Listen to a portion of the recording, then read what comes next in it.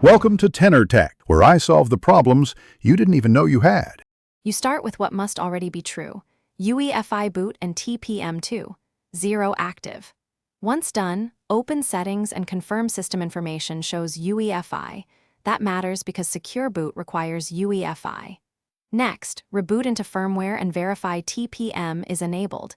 If it is disabled, turn it on and save. Make a backup of your current boot keys and create a system restore point. This protects you if a key mismatch appears when we re-enroll keys later. Now you repair the keychain. First, check Windows security for the specific secure boot error. That guides whether keys are corrupted.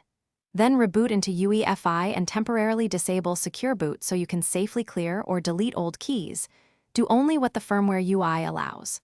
Once cleaned, import the platform, key exchange, and signature database keys in the vendor-specified order. Make sure you add Microsoft and OEM keys. This reestablishes trust between firmware and Windows. Finish by enabling secure boot and rebooting to confirm a clean boot. If Windows starts with no secure boot error, verify device security shows secure boot active. If boot fails, immediately use your recovery USB to run automatic repair or run BCD boot to restore the Windows bootloader. Then restore your saved key backup or system restore point. If problems persist, update UEFI firmware and double-check bootloader signatures. And finally, contact your OEM.